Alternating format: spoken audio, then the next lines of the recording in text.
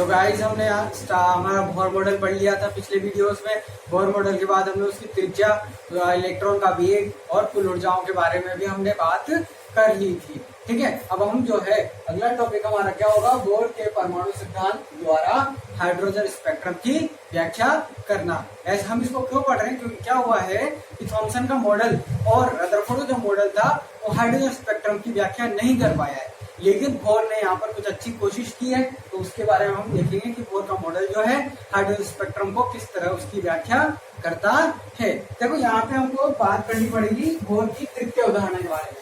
Bore की तृतीय अवधारणा क्या कहती है कि जब इलेक्ट्रॉन जो है वो N2 से कहा जाता है N1 ऊर्जा स्तर में जाता है, तो वो लैम्डा विकिरण क्या करता है, उत्पन्न करता है। लैम्डा तरंग दैर्ध्य वाली विकिरण उत्पन्न करता है ना। और सूत्र क्या होता है, hc बटे लैम्डा हमारे पास सूत्र निकल के आता है, और यहीं से हमारे पास स्पेक्ट्रम जो है वो प्राप्त होता है। थोड़ा एक और मैं बता देता हूँ। देखो ये हमारा नाभिक होता है, ये हम बोल देते हैं कि ये N1 कक्षा है, और इसके बाद ये क्या है, हमारी N2 कक्षा है। इसमें से उच्च ऊर्जा स्तर ये वाला होता है, इसलिए इसको N2 बोलते हैं। निम्न ऊर्जा स्तर N1 वाला होता है, इसलिए इसको N1 बोलते हैं। अब ध्यान से देखना, अगर N2 से N1 में जाएगा, N2 से कहाँ जाएगा, N1 में जाएगा, तो क्या करेगा, इसके अंदर से विकिरण जो है बाहर की तरफ निकलेंगे।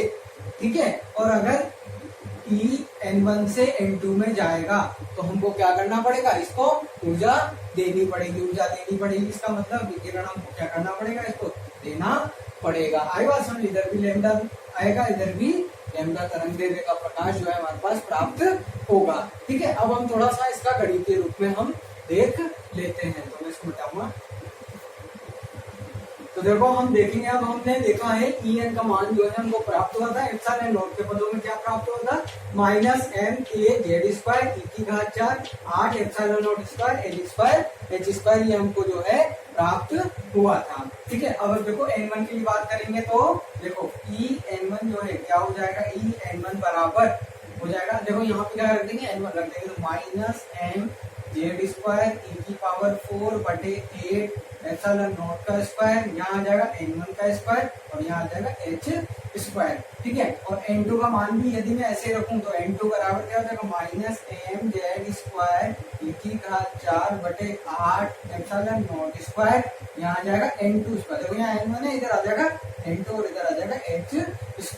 ठीक है, अच्छा इनको बोल देते हैं, इसको बोल देते हैं समीकरण 1, इसको बोल देते हैं 2, इसको बोल देते हैं 3। तो यहाँ लिख लेंगे अपन क्या, समीकरण 1, 2 व 3 से, मतलब क्या करना चाहते हैं, En2 और En का मान हम जो है तृतीय उदाहरण में रख देंगे। तो देखो कैसे रखेंगे, En2 का मान रखो पहले तो -mz² e की घात 4 बटे 8 एप्सिलॉन नॉट स्क्वायर, उसके बाद N2 स्क्वायर, यहाँ आ जाएगा H², फिर माइनस, देखो ये माइनस सूत्र वाला माइनस ये, ठीक है, और यहाँ पे रखेंगे अपन En1 का मान, तो En1 भी बिल्कुल -mz² e की घात 4 बटे 8 epsilon not square N1 square, यहाँ पे क्या आएगा N1 स्क्वायर और यहाँ आ जाएगा H²।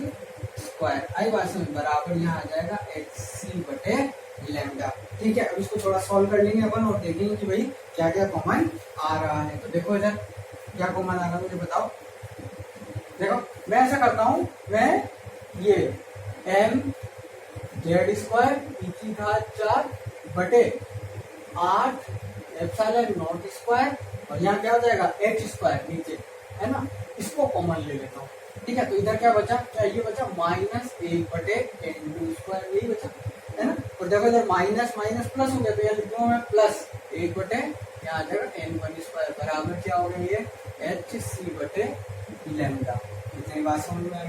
अब देखो इस Hc को उठा के मैं कहाँ ले आता हूँ, इधर नीचे लेके आ जाता हूँ। तो देखो क्या हो जाएगा, 1 बटे लैम्डा बराबर, देखो Hc तो कहाँ चला जाएगा, इधर हर में चला जाएगा। तो देखो यहाँ क्या बचेगा, mz² e की घात 4 बटे 8 एप्सिलॉन नॉट स्क्वायर।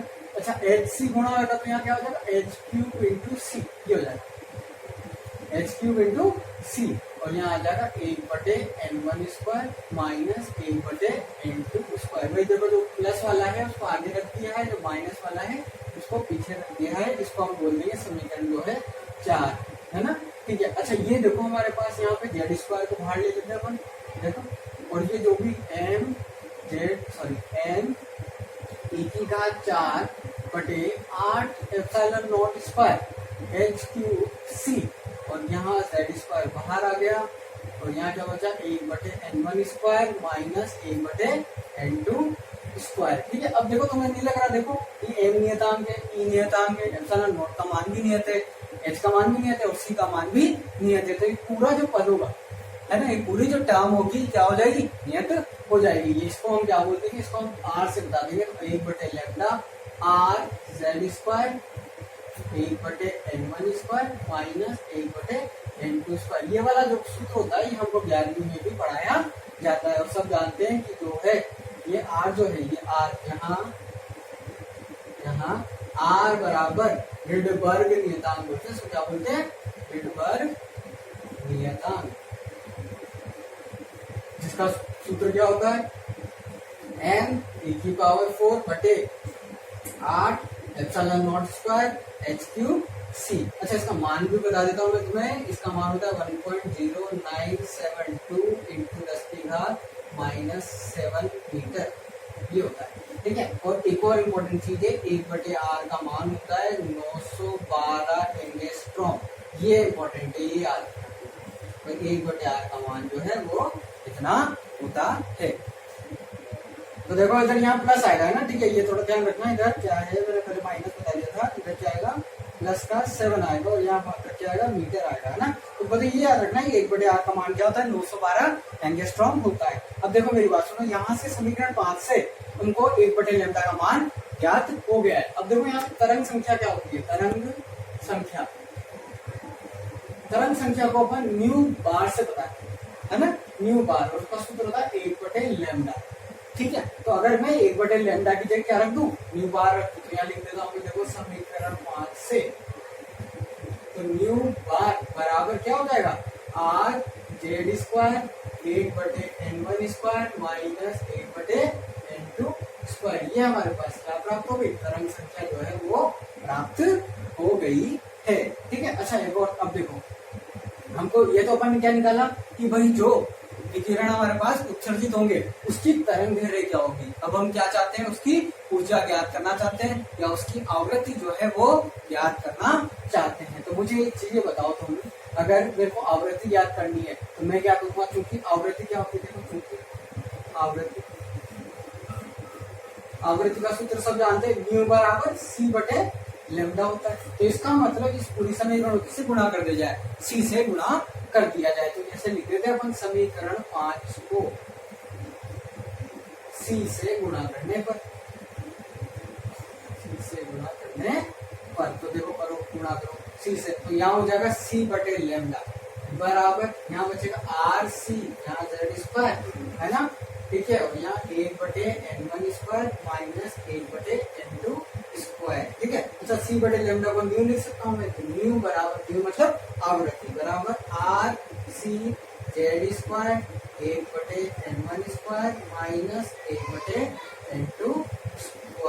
ठीक है ना। तो ये हमारे पास क्या प्राप्त हो गया, ठीक है, आवृत्ति का सूत्र प्राप्त हो गया। इसको बोल देते हैं अपन, जैसे ये समीकरण 5 हो गई, इसको बोलते हैं समीकरण 6, इसको बोल देते हैं अपन समीकरण 7 बोल देते हैं। ठीक है, यदि अगर मैं बात करूं ऊर्जा की, तो ऊर्जा के लिए क्या करना पड़ेगा, फिर हमको आवृत्ति को किससे गुणा करते हैं, h से गुणा कर देते हैं। तो अगर इसको h से गुणा कर दूंगा तो मेरे पास क्या आ जाएगी, ऊर्जा प्राप्त हो जाएगी। एक बार इसको देख लेते हैं हम कैसे अपने किया, है ना।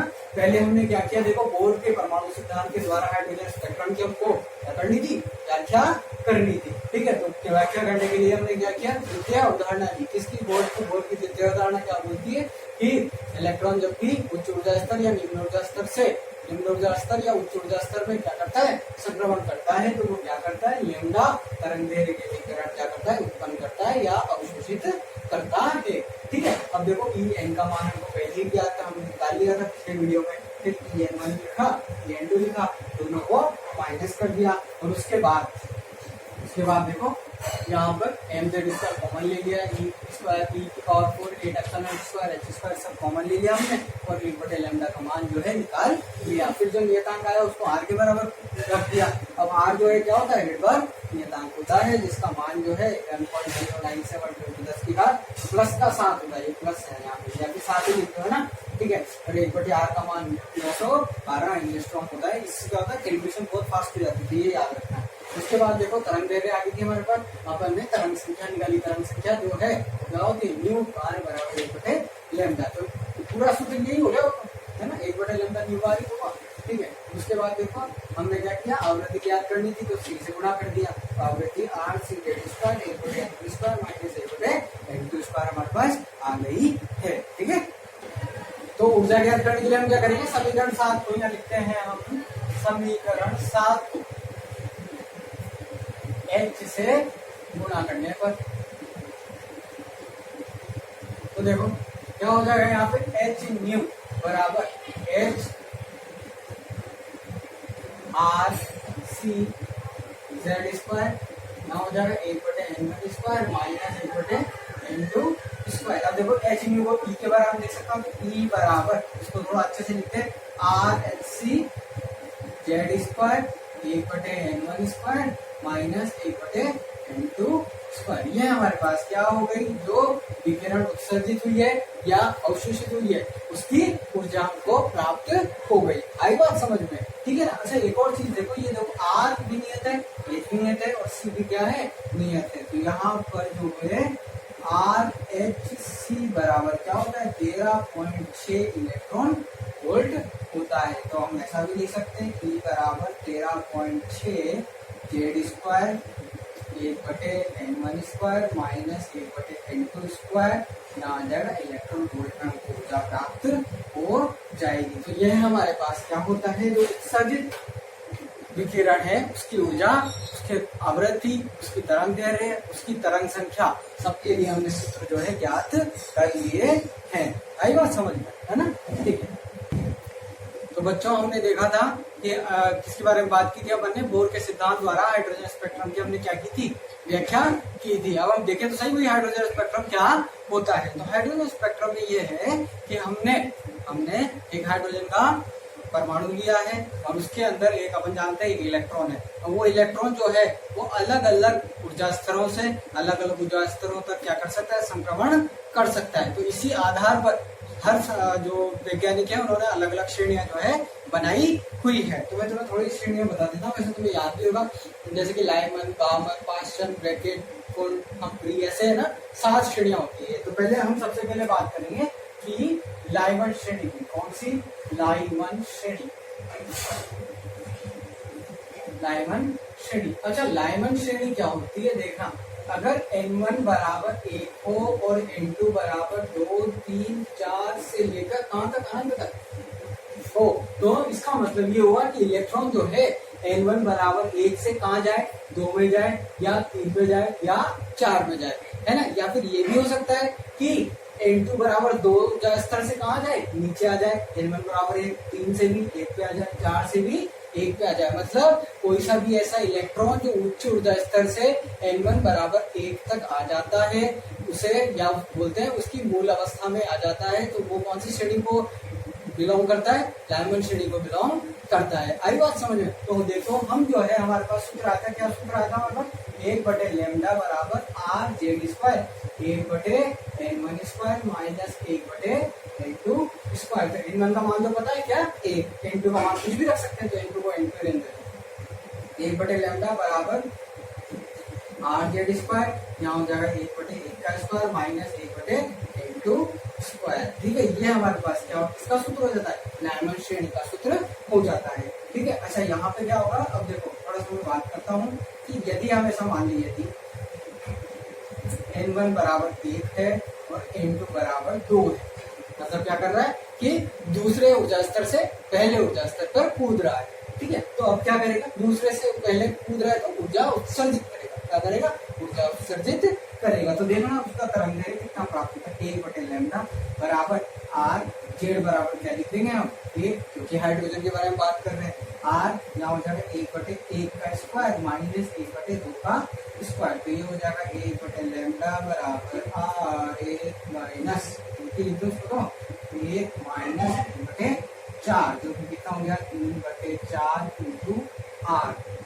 ठीक है, अब देखो यहाँ क्या हो जाएगा 1/λ बराबर ये हो गया 3/4 आर। अब इसको उल्टा कर दूं मैं तो लैम्डा का मान निकालना, हमने को 1/λ का मान थोड़ी ज्ञात करना है। तो लैम्डा बराबर हो गया ये हो गया 4/3 आर। अब देखो यहाँ पे अगर हमको इसका मान निकालना है तो लैम्डा बराबर 4/3 और 1/r का मान मैंने तुम्हें बताया था, क्या बताया था 912 एंगस्ट्रॉम मैंने तुम्हें बताया था किसका 1/r का मान है ना। मैं इधर लिख भी देता हूँ कि 1/r बराबर कितना होता है 912 एंगस्ट्रॉम होता है। अब देखो इसको सॉल्व करो, सिंपल हो जाएगा 3 से इसको काट दो 304 बढ़ जाएगा है ना। और लैम्डा बराबर 4 × 12 4 × 16 1 2 1 6 हमारे पास एंगस्ट्रॉम जो है हमारे पास तरंग दैर्घ्य आ जाएगी। अच्छा देखो ये क्या है अधिकतम तरंग दैर्घ्य आई है, इसलिए यहाँ पे क्या लिखेंगे मैक्सिमम। ठीक है, अच्छा इसके बाद यदि मैं वापस बात करूँ यदि n1 बराबर 1 हो और n2 बराबर अनंत हो, इसका मतलब क्या हुआ, इसका मतलब ये हुआ कि इलेक्ट्रॉन कहाँ चला गया अनंत पे चला गया, अनंत पे चला गया। इसका मतलब परमाणु से बाहर चला गया और अब जो है हाइड्रोजन क्या है उत्तेजित अवस्था में आ चुका है, मतलब H+ जो है बन चुका है। ठीक है, ये हो जाएगा 1/λ। अच्छा ये कम न्यूनतम आएगी इसलिए इसको मिनिमम लिखते थे MIN को, यहाँ पे कैसा करते हैं मैक्सिमम लिखते थे MAX। ठीक है, बराबर क्या हो जाएगा R Z बराबर क्या लिख देंगे 1 लिख देंगे, यह हो जाएगा 1/1 का स्क्वायर माइनस 1/अनंत का स्क्वायर। अब 1/अनंत कितना था 0, पहले बता चुका हूँ तो। ठीक है, तो लैम्डा 1/λ मिनिमम बराबर क्या बचा सिर्फ R बचा, तो लैम्डा मिनिमम बराबर क्या बचा 1/R, जो किसके बराबर होता है 912 एंगस्ट्रॉम के बराबर होता है। तो लाइमन श्रेणी के लिए देखो ध्यान से, लाइमन श्रेणी के लिए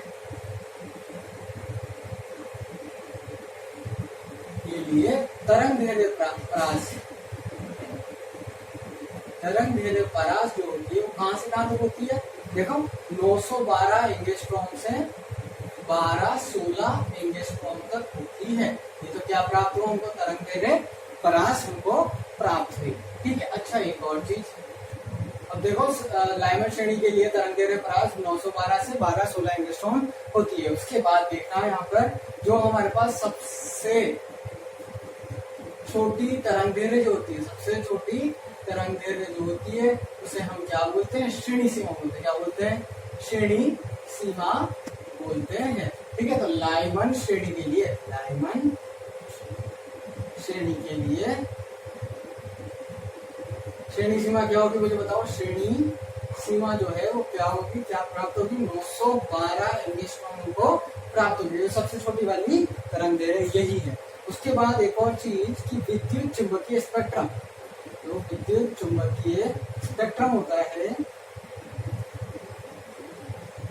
स्पेक्ट्रम में लाइमन श्रेणी जो है पराबैंगनी भाग में पाई जाती है। ये 1 नंबर का इंपॉर्टेंट क्वेश्चन है, कौन सा, ये वाला डी और ये वाला डी। ठीक है ना। विद्युत चुंबकीय स्पेक्ट्रम जो होता है ना, जिसमें दृश्य प्रकाश पराबैंगनी अवरक्त सारी चीजें हम वहां पर आ जाती है, उसको क्या बोलते हैं विद्युत चुंबकीय स्पेक्ट्रम बोलते हैं। तो विद्युत चुंबकीय स्पेक्ट्रम में किस भाग को लाइमन श्रेणी द्वारा दर्शाया जाता है, तो कौन सा भाग होता है, तो पराबैंगनी भाग जो है उसके अंदर लाइमन श्रेणी जो है पाई जाती है। मतलब 912 से और 1216 एंगस्ट्रॉम कहाँ मिलेगी हमको, पराबैंगनी में मिलेगी। आई बात समझ में। ठीक है, जैसे हमने देख लिया था लाइमन श्रेणी के बारे में हमने पूरा पढ़ लिया था, तो अब मैंने टेबल बनाई है। इस टेबल से क्या होगा, हमारे चीजें वो है बहुत जो है सिंपल हो जाएगी। देखो सबसे पहले देखा था हमने लाइमन श्रेणी के बारे में, तो n1 बराबर क्या होता है 1 होता है, n2 बराबर 2 3 4 कुछ भी हम रख सकते हैं। तरंग दैर्घ्य परास 912 से 1216 एंगस्ट्रॉम हमने प्राप्त की थी। और एक और चीज जो श्रेणी सीमा है, वो श्रेणी सीमा के नीचे में 2 लाइनें खींच दूंगा ताकि तुम्हें पता लग जाए, है ना। और ये इम्पोर्टेंट है, ये वाला जो भाग है सबसे इम्पोर्टेंट भाग है कि विद्युत चुंबकीय स्पेक्ट्रम में कौन से क्षेत्र में श्रेणी सीमा पाई जाती है या फिर लाइमन श्रेणी पाई जाती है। पराबैंगनी में पाई जाती है। ऐसे ही हम बाबर के बारे में बात करेंगे तो बाबर के लिए n1 बराबर क्या हो जाएगा 2 हो जाएगा, है बात समझ रहे, n2 बराबर 3 4 5 इस तरीके से आ जाएगा। और इसके लिए श्रेणी सीमा क्या हो जाएगी 3646 इंडस्ट्रो हमारे पास हो जाएगी। और ये कहाँ होगी, विद्युत चुंबकीय स्पेक्ट्रम में पराबैंगनी और दृश्य क्षेत्र में पाई जाएगी। इसी प्रकार पाश्चन जो है, पाश्चन में n1 बराबर 3 हो जाएगा, n2 बराबर 4 5 6 कितना भी रख सकते हैं। यहाँ पे भी 8107 जो है क्या हो जाएगी, इसकी श्रेणी सीमा हो जाएगी और ये अवरक्त क्षेत्र में हमको प्राप्त होगी।